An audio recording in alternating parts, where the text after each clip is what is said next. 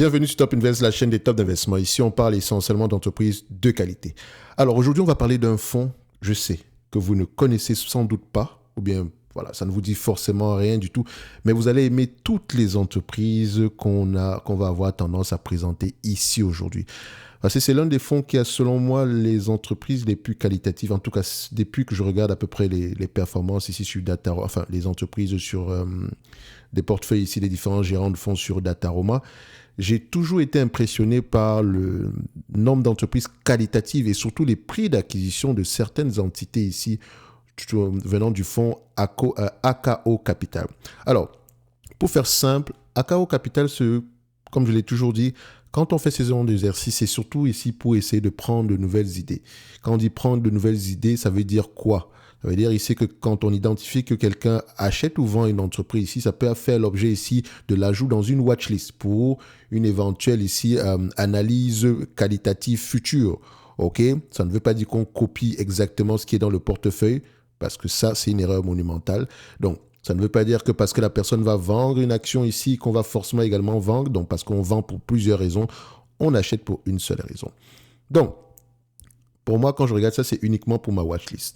Et vous allez voir qu'il y a de grandes chances que plus de 90% des entreprises présentes ici aujourd'hui dans ce portefeuille méritent une place dans une watchlist qualitative. Et je dirais même extra qualitative. Alors, AKO Capital a été fondé par le présent gestionnaire du fonds souverain norvégien. Donc, il gère plus de 1 trillion de dollars, plus que ça, donc près de plus de 1000 milliards. Donc, il ne gère pas cet argent au sein de AKO Capital, mais je pense qu'au sein de Norges Bank, un truc comme ça.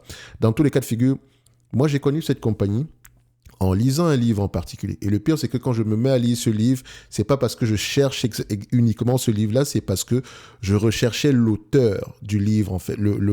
Cet auteur-ci, Lawrence Cunningham. Bon, pour ceux qui ont l'habitude de lire, vous allez vous rendre compte que vous connaissez sans doute cette personne-ci. Il a écrit beaucoup de livres ici sur Warren Buffett, etc. Donc, je recherchais l'auteur et je suis tombé sur ce livre. Je me suis dit, oh, c'est son dernier livre. Le livre s'appelle Quality Investing. J'en ai déjà parlé sur cette chaîne. Pas du livre, mais j'ai déjà mentionné ce livre plusieurs fois. Pour moi, c'est l'un des meilleurs livres que j'ai eu jusqu'à date sur tout ce qui concerne ici l'investissement dans la qualité. On ne vous parle pas beaucoup de chiffres. On parle vraiment d'analyse qualitative en profondeur. Quality Investing, owning the best company for the long term, donc c'est-à-dire que investir dans la qualité, donc acheter les meilleures entreprises pour le long terme. J'adore ça. Et c'est un livre que je lis, je relis et je relis encore. Donc si vous voulez une idée ici de cadeau de Noël, ce livre-ci, franchement, c'est l'un des meilleurs. Dans mon top 10, je mettrai absolument ce livre-là. OK? Moi, c'est en recherchant ce livre, l'auteur que je suis tombé sur ce livre et je me suis dit, peut-être que c'est son dernier livre. Moi, j'aime lire, je l'ai acheté et je n'ai pas été déçu jusqu'à date. La preuve même, c'est que jusqu'à aujourd'hui, je relisais encore ce livre et je me suis dit, pourquoi tu fais pas une vidéo sur AKO Capital? Parce que tout le monde parle des mêmes personnes et ce n'est pas mauvais. OK? Au fur et à mesure que vous allez apprendre à investir, vous allez vous identifier à certains investisseurs. Il y a certaines personnes que vous allez commencer à suivre, certaines que vous allez arrêter de suivre. OK?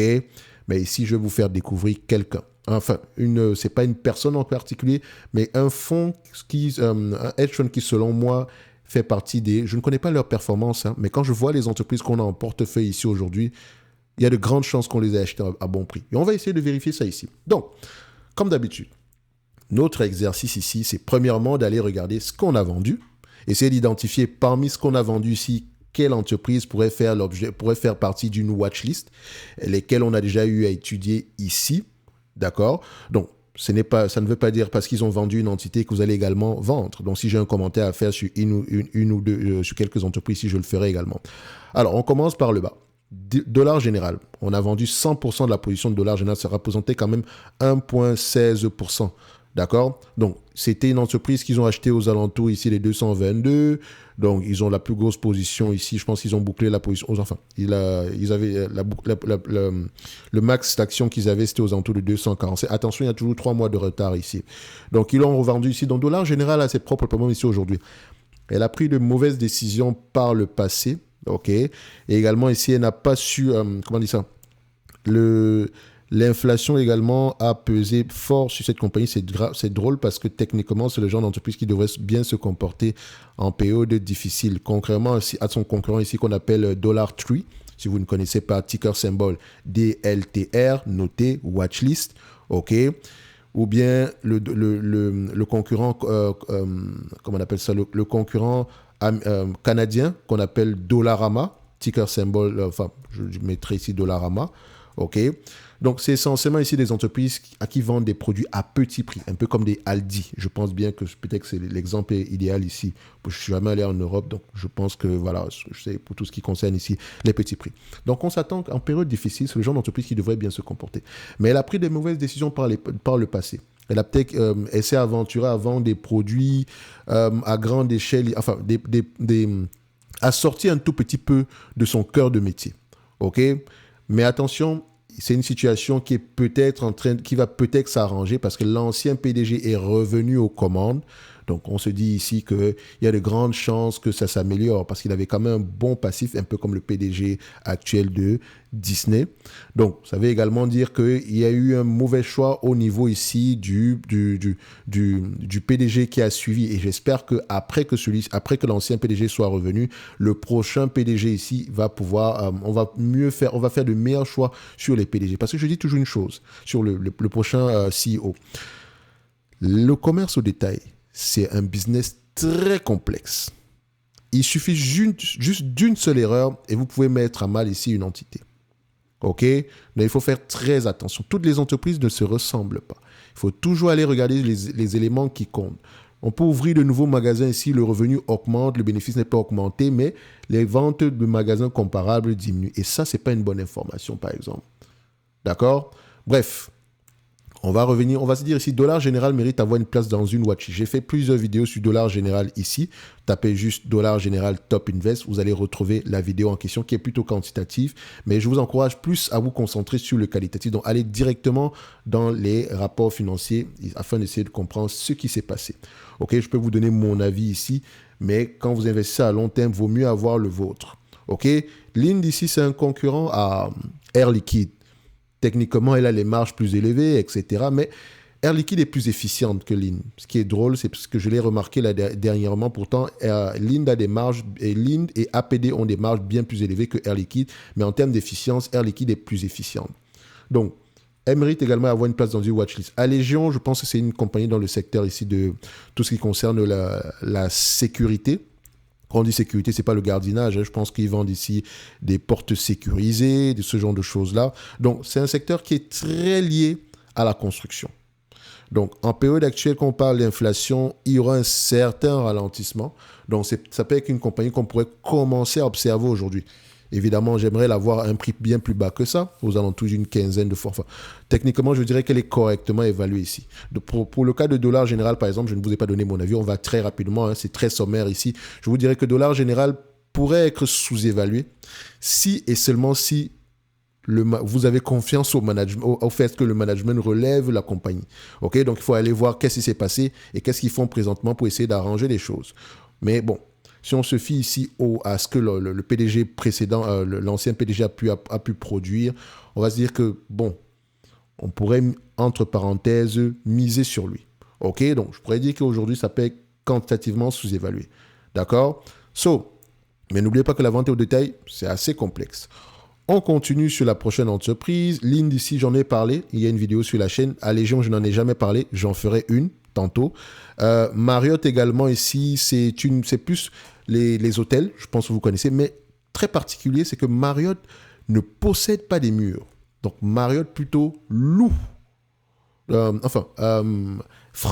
gère uniquement la marque Marriott. OK, donc elle se rémunère ici, elle prend peut-être une commission sur les volumes, sur les revenus ici, sur chaque hôtel qui décide de s'appeler Marriott. D'accord? Donc, les marges sont généralement plus élevées ici. Et comme on peut le voir, hein, comme on va le voir ici, Marriott, M-A-R, Marriott. Voilà, on met ça comme ça. On arrive à peu près, on prend des marges brutes ici. Vous voyez que c'est de plus en plus élevé. Sans doute que le business model a changé ici. Et je vous ai toujours dit que faites attention. il faut savoir à peu près comment est-ce qu'une industrie se comporte. Dans les hôtels, ça ne veut pas dire qu'on possède absolument les murs. Ok, on peut juste posséder la marque. Ok, donc c'est un peu un système de franchise. Vous voyez que les marges sont extrêmement élevées et ça n'a pas l'air de vouloir s'arrêter. Donc ici, par exemple, est-ce que c'est une entreprise qui est sous-évaluée? Je dirais que le marché va avoir tendance à payer des multiples très élevés pour ce genre d'entité. Si on reste aux alentours de 25 fois les bénéfices, on pourrait se dire, ça peut être intéressant en date d'aujourd'hui. Est-ce que les analystes ont tendance à faire de bonnes prévisions ici? Oui, la majorité du temps. Et dites-vous que si vous l'achetez en date d'aujourd'hui et qu'elle vous distribue la totalité des bénéfices de 2025, voilà, on va se limiter. On sera aux alentours ici de quelque chose qui ressemble à du 5% par là.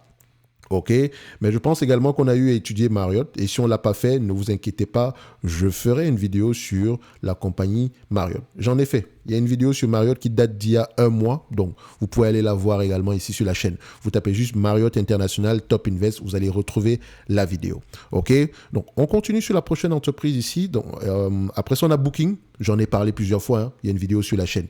Equifax également, très belle entreprise, watchlist. Donc toutes les entreprises que je viens de citer, vous les mettez dans vos watchlist, en tout cas pour ceux qui recherchent des entreprises qualitatives.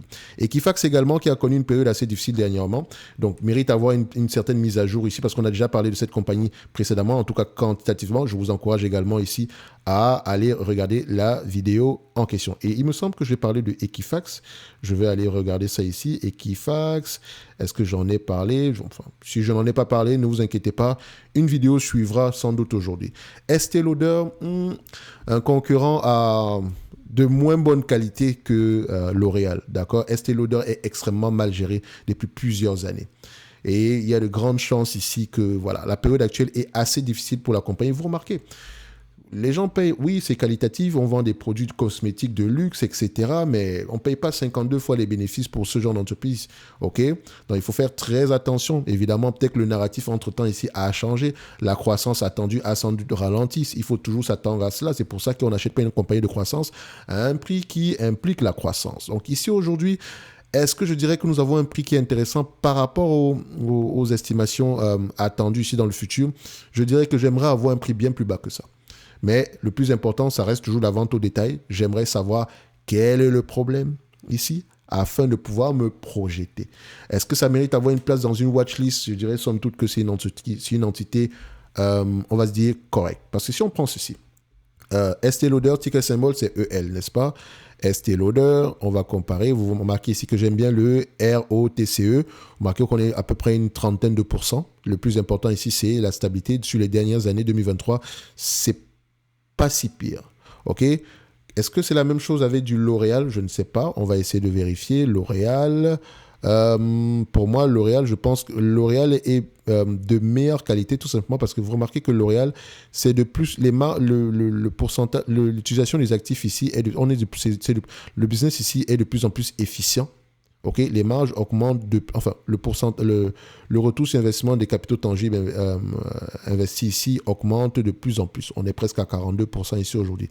Donc peut-être que je vais peut-être préférer du L'Oréal comparé à du Estée Lauder. Mais ça ne veut pas dire que Estée Lauder ne peut pas représenter un bon investissement. Tout va dépendre du prix. Et si vous êtes prêt à accepter, dépendamment ici de la conclusion que vous allez tirer par rapport à la situation actuelle. Parce que ce n'est pas une si mauvaise entreprise que ça. Je dirais même que c'était une excellente entreprise qui s'est changée à un prix extrêmement élevé. Donc, s'il vous plaît, mettez-la dans votre watchlist et voilà, allez-y voir si le business vous parle. Je pense également qu'on a fait des vidéos dessus. Accenture, est-ce qu'on en a parlé? Belle entreprise également qui mérite d'avoir une place dans n'importe quelle watchlist. Vous pouvez également regarder ici ACN. On en a parlé également, mais il y a très longtemps. Peut-être qu'on fera une mise à jour ici, ça va dépendre. Dans tous les cas de figure ici, je dirais que pour le prix actuel, pour Accenture, nous sommes à des niveaux assez élevés. Elle a tendance à s'échanger à des prix très très hauts ici. C'est une belle entité, c'est vrai. Mais voilà, essayez de voir à peu près si vous êtes prêt à accepter ce niveau de prix par rapport au risque que vous prenez. Dans tous les cas de figure, moi je dirais, on va essayer de rester sur les lignes de côté. Mais c'est une belle entreprise à avoir en watchlist. Après, je vais essayer d'aller rapidement. Otis Worldwide, j'en ai également parlé. Très belle entreprise. On vend ici des ascenseurs. Et le business ici, ce n'est pas la vente d'ascenseurs. C'est la maintenance. Et également, ça va de pair avec la construction, etc., les gratte-ciel, dont dépendamment dans les zones comme peut-être Dubaï, on en construit énormément. En Chine, ça a très bien marché. Mais maintenant, ici, s'il y a un ralentissement, voilà, vous comprenez. Ferrari, j'en ai parlé. Très belle entreprise. ICE, qui est peut-être sous-évalué, Intercontinental Exchange, il y a également une vidéo disponible sur la chaîne par rapport à ça. Donc, allez-y la regarder. Microsoft, j'ai partagé dernièrement sur l'onglet communauté ici un certain regret de n'avoir pas acheté du Microsoft alors qu'on avait identifié que ce prix-là était très intéressant. Il y a également du Thermo Fisher, dont on a parlé ici. Il faut peut-être faire une mise à jour ici. Toujours des belles entreprises, hein. Vous pouvez aller juste regarder les marges. N'allez même pas regarder ce que l'entreprise fait. Regardez juste les marges nettes, les marges brutes, les marges EBITDA, les marges nettes, les comparer les free cash flow avec les marges nettes ici. Et vous allez voir que vous avez ici des entreprises qui ont au moins des bénéfices nets stables, sinon croissants. Moody's, est-ce que ça vaut la peine de continuer à en parler? FICO, en fait, si vous avez une note de crédit aujourd'hui, vous, en tant que particulier, ça vient de FICO. D'accord? Donc, il y a de grandes chances. Faire Isaac, je ne sais pas si vous la connaissez, mais je l'ai déjà analysé également ici. Comme d'habitude, c'est le genre d'entité qui ne va pas intéresser grand monde parce que vous ne connaissez pas ce genre d'entreprise-là. Vous ne connaissez pas beaucoup de belles entreprises non plus. Et ce n'est pas plus grave que ça parce que ici, avant tout, c'était le but de la chaîne. Ce n'est pas pour rien que je mentionne toujours bienvenue sur Top Invest, la chaîne des top d'investissement. Ici, on parle essentiellement d'entreprises de qualité. Donc, on va avoir tendance en 2024 à respecter la qualité. OK, déjà, on va définir c'est quoi la qualité d'ici le mois de janvier. OK, mais la qualité, voilà, se voit déjà au niveau des chiffres. Croissance des revenus, croissance des marges. Ça veut dire qu'on augmente les prix de plus en plus. Ici, par exemple, vous allez vous rendre compte que oui, l'entreprise va se négocier à des PER très élevés, etc. Mais comment est-ce que vous allez factoriser l'augmentation des marges? Parce que ça peut avoir un effet très, très positif, comme avec Hermès, comme avec LVMH. Vous voyez la croissance des marges brutes, croissance des marges EBITDA. OK? Donc, l'entreprise a un pricing power. Elle peut se le permettre. Sans doute, elle est indispensable pour certaines autres entreprises. Enfin, les personnes qui achètent des produits chez elles. OK? Donc, je dirais que FICO, Fair Isaac, c'est une entreprise à avoir en watchlist. OK? Donc, on continue ici rapidement. On a quelle autre entreprise? J'ai United Rental, j'en ai parlé, il y a des vidéos sur la chaîne ici, très belle entreprise également. Vous pouvez également regarder Hted ici qui fait à peu près la même chose. Donc Hted s'écrit A-S-H-T-E-D-A, d'accord. Donc vous allez retrouver cette compagnie-là. Sinon, vous avez également ERC, d'accord. ERC Global ou bien ERC Holding, c'est de la location ici d'engins, ok, pour les chantiers, etc. Visa, ça vaut la peine d'en parler? Non. Procter & Gamble également, est-ce que ça vaut encore la peine d'en parler? Vous la connaissez. En tout cas, parmi toutes ces entreprises, je ferai des vidéos individuelles sur chacune de ces entreprises, je pense, aujourd'hui. Vous allez pouvoir identifier laquelle est peut-être intéressante ou non. Il y en a quelques-unes ici qui semblent être intéressantes au prix actuel. Mais on va continuer ici. Ici, c'était tout juste pour vous présenter des entreprises qui pourraient être intéressantes à avoir en watchlist. Zoetis, watchlist. On a fait également une vidéo dessus. Intuit, on en a parlé quand cette compagnie paraissait sous-évaluée, je pense au mois de mai ou d'octobre 2022 par là. Très belle entreprise également. Vous avez Marsh & McLellan. Vous m'avez déjà entendu parler de Brown & Brown. J'en ai parlé également dernièrement. Dites-vous une chose. Brown & Brown et Marsh & McLellan sont des brokers en termes d'assurance. Donc, c'est eux qui ont la force de vente. D'accord? Donc, ils vendent des produits d'assurance ici, mais ils n'assument pas le risque. Donc, ils peuvent vendre des produits d'assurance pour AXA. Ils prennent une commission. Moi, j'aime bien ce genre d'entreprise parce qu'ils ont des marges assez élevées. OK? Donc, Marsh & McLellan directement dans la watchlist. Copart, on en a parlé. OK? Ils vendent généralement ici des véhicules, je ne dirais pas usagés, mais accidentés, etc. Voilà, ça reste un très bon business.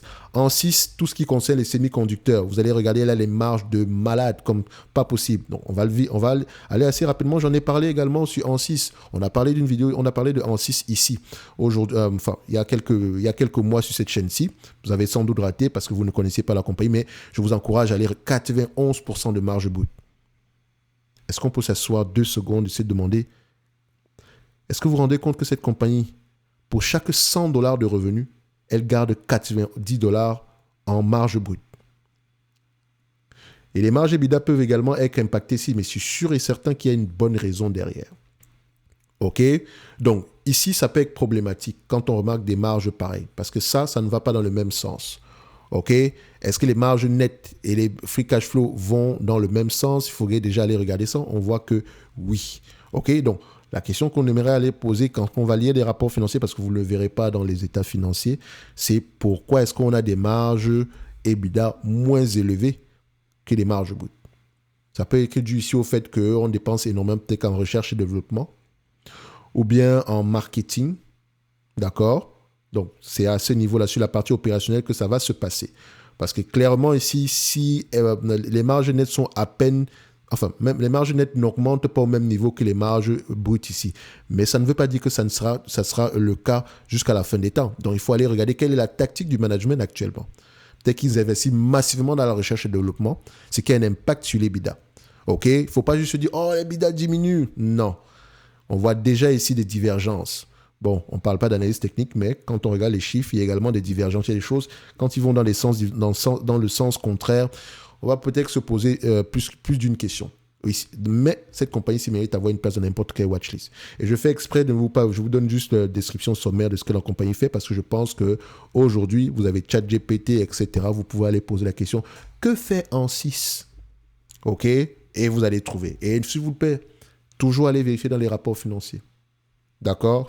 Comment est-ce que l'entreprise se définit et qu'est-ce qu'elle fait exactement? N'allez pas juste faire confiance à Bard, à ChatGPT. Je sais que vous aimez les raccourcis, mais quand on investit, je sais une chose, vaut mieux faire le travail soi-même. OK? Et quand vous posez la question à un ChatGPT ou bien une intelligence artificielle, c'est parce que vous connaissez déjà à peu près la réponse. OK? C'est juste pour voir à peu près si on va dans le même sens ou bien s'il y a peut-être quelque chose que j'ai pu oublier ou bien il te marque quelque chose qui pourrait t'intriguer. Mais ça ne veut pas dire qu'il connaît plus que toi. Mais en tout cas, pour le moment. Alors, on va très rapidement ici. Vous avez Alcon. Alcon, il me semble que Alcon, c'est une entité européenne.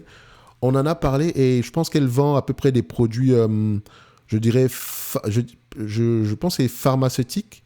Et pour le domaine ici de tout ce qui concerne la vue, d'accord? Donc, comme on peut le voir ici, il me semble, hein, parce que je n'ai pas une mauvaise mémoire non plus.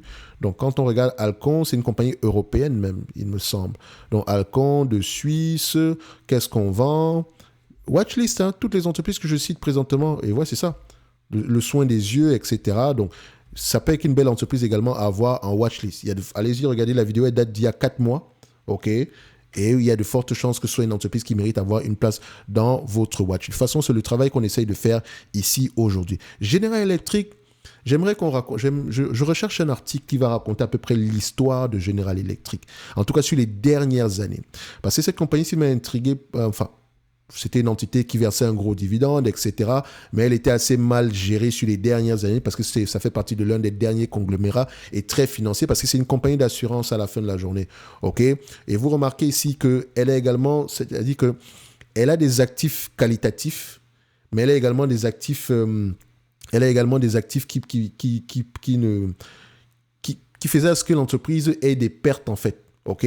Donc, notamment sur le segment financier, parce que c'était une entité financière.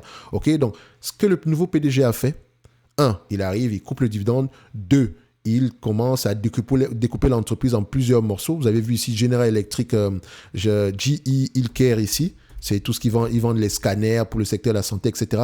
Donc, les investisseurs ici de General Electric, ceux qui l'ont eu à $22, n'ont peut-être pas perdu d'argent entre-temps. OK? Donc, parfois, quand le prix d'une entreprise baisse, etc., elle semble être mal gérée, il y a peut-être des actifs cachés. Et je pense ici que c'était la somme des parties. Et ce qui m'a intrigué ici, c'était que le nouveau PDG, enfin, quand on dit le PDG de General, c'est General Motors. Oh, attention, General Electric, c'est pas General Motors. D'accord? Donc, voilà, ça, c'est General Electric. Vous voyez, c'est pas beau à voir. OK?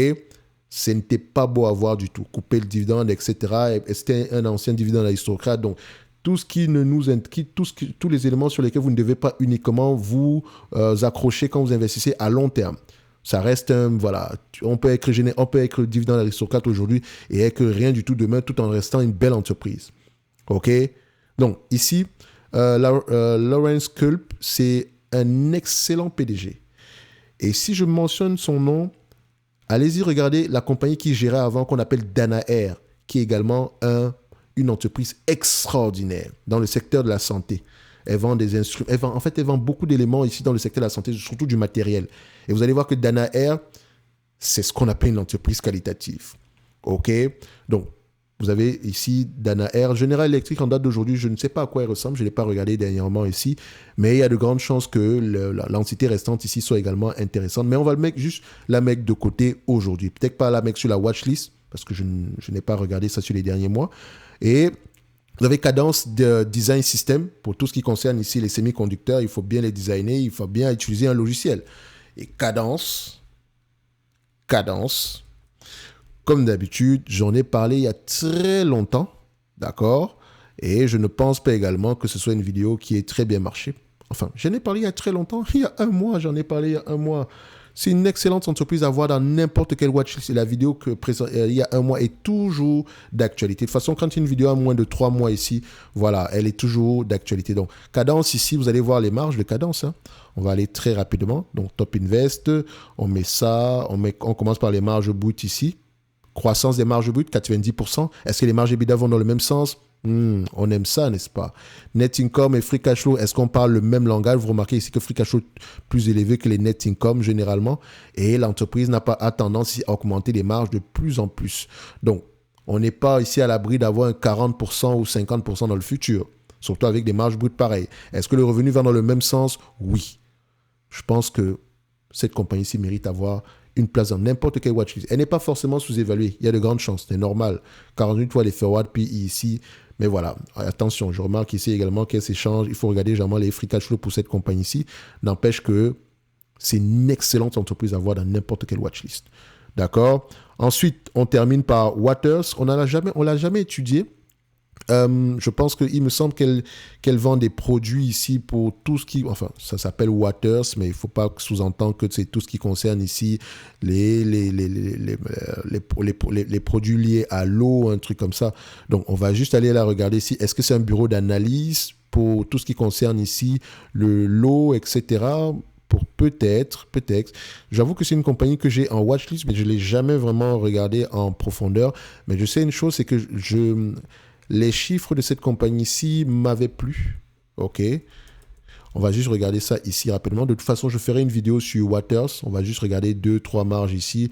Voilà. On a des marges brutes qui sont déjà stables. OK. Est-ce qu'on a des marges EBITDA qui sont stables? On a même des marges EBITDA qui ont même tendance à augmenter sur les dernières années. Est-ce que les marges nettes et les free cash flow vont dans le même sens? On a tendance à aller dans le même sens. Quoique depuis 2021, il y a peut-être une dépense en capital assez élevée ici, ce qui n'est pas mauvais non plus. Est-ce qu'on a une croissance des revenus? Bon, vous voulez quoi? Waters, watchlist. OK? Donc, allez-y, la mec, dans votre watchlist ici. Et on va terminer ici par la dernière entité sur la liste. On avait quoi? Waters. Après Waters ici, on a Warner Music Group, j'en ai parlé, etc. Ça reste des entités qualitatives ici. Je pense que dans tout ce qui concerne ici le streaming de musique, voici les compagnies. Ces compagnies-ci gagnent beaucoup d'argent parce qu'elles ont la propriété intellectuelle. Or, les Spotify aujourd'hui doivent payer des royalties de plus en plus élevées à ces compagnies. Donc, si elles décident de retirer toute cette musique ici, bah, ça pourrait faire du mal à Spotify ici. Donc, il y a de grandes chances qu'on s'oriente. C'est un peu comme avec les films. Hein. Il y a de grandes chances que Spotify devienne un producteur demain. Ou du moins un distributeur. OK? Je pense même que c'est surtout au niveau de la distribution où on va faire plus d'argent. Parce que être producteur, producteur de musique, c'est de la finance. Hein. Je repère un artiste, je me dis, OK, je peux gagner beaucoup d'argent avec lui. Je vais financer 1 million ici, peut-être pour l'enregistrement de son album. Je lui donne la direction. Je l'oriente vers un style particulier qui pourrait fonctionner aujourd'hui parce que mon but est de maximiser mon rendement. Je vais en tout et pour tout dépenser 1 million par exemple, en avance, pour les clips, pour payer les producteurs tout autour, les producteurs de musique, ok, pas juste les majors, attention.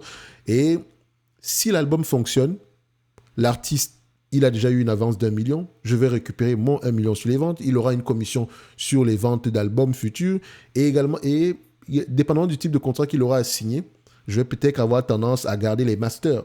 Et les masters, je peux les exploiter pendant très, très longtemps. D'accord? Parce qu'en fait, quand quelqu'un possède vos masters, votre musique ne vous appartient plus. Donc, vous l'avez vendu pour... vous avez préféré avoir l'argent aujourd'hui plutôt que l'avoir à long terme. Or, vous imaginez quelqu'un qui a des masters, par exemple, je prends un exemple simple, hein, disons des masters de Bob Marley aujourd'hui. C'est une musique, je dirais, pas intemporelle, je dirais intemporelle, oui. Même dans 10, 20, 30 ans, il y a de fortes chances qu'il y ait au moins 1 million de personnes qui écoutent du Bob Marley. Parce qu'il y a des albums chaque année, des rééditions et des rééditions. Et ceux qui aiment le reggae ici, un peu comme moi, vous allez sans doute passer par là. OK? Donc, Imaginez aujourd'hui, et si les masters n'appartiennent pas à la famille de Bob Marley, tout ce qui reste à sa famille, c'est juste le nom de Bob Marley. Mais sinon, ici, la majeure partie du cash va être faite ici. La personne qui va gagner le maximum de cash à long terme, c'est surtout la maison de disques. Bref, tout ce que je veux dire ici, c'est que ces entreprises-ci auront tendance à avoir des marges de plus en plus élevées parce que les royalties sont de plus en plus élevées ici. Ok, c'est un peu comme avec la compagnie de Bolloré, là. J'oublie son nom. Est-ce que c'est celle-ci, c'est Warner? C'est Universal, voilà, UMG. Elle également, elle mérite d'avoir une place dans n'importe quel watchlist. Il y a de fortes chances que les marges également augmentent ici. Ok, donc on continue avec la dernière entité sur la liste. Enfin, c'était la dernière. Donc, vous remarquez ici une chose. C'est une vidéo qui est assez... Je ne voulais pas qu'elle soit aussi longue que ça. Quelles sont donc les entreprises qui pourraient être intéressantes ici quantitativement? Je le fais de tête, ok, pour certaines que j'ai eu à étudier par le passé ici. Donc, je dirais pour Visa, Booking, ok, et Intercontinental. Microsoft sera correctement évalué si on prend en considération 25 fois les bénéfices, bien sûr. Quelle autre entreprise je pourrais rajouter ici? Ça sera tout, hein. Donc je mettrai Microsoft, Intercontinental et Booking. Non, mais ne vous inquiétez pas. Je vais analyser quantitativement toutes ces entreprises. Je dirais même aujourd'hui celles que je n'ai pas encore eu tendance à analyser. Ok, comme ça cette vidéo aussi, vous pouvez la compléter avec les vidéos individuelles des différentes entités ici. Mais quand vous arrivez sur Dataroma, allez-y, concentrez-vous, allez-y justement regarder les variations dans ce portefeuille-ci. Ça peut vous permettre d'avoir de nouvelles idées. Ok, maintenant quand il achète du cadence à 40, 50 fois les bénéfices, la question que je me pose c'est est-ce qu'il a un insight ici pour savoir est-ce qu'il pense que les marges vont continuer à augmenter ou bien les revenus vont continuer à augmenter? C'est ce que moi je vais aller regarder dans ma thèse d'investissement de départ. Elle est certes à 40, 50 fois les bénéfices ici, mais si elle double les marges ici sur les années à venir, ou bien si elle double ou elle triple le revenu sur les 10 prochaines années, ça peut être un bon investissement. Ça dépend du prix.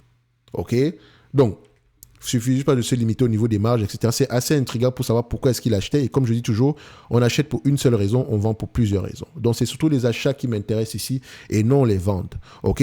Ce n'est que mon avis et non un conseil d'investissement. Comme d'habitude, je me réserve le droit de me tromper. En lien dans la description de la vidéo, vous avez ici la top newsletter et en premier commentaire épinglé. Enfin, vous verrez ce que vous verrez. D'accord? On se donne rendez-vous sur la prochaine vidéo et d'ici là, portez-vous bien. Merci.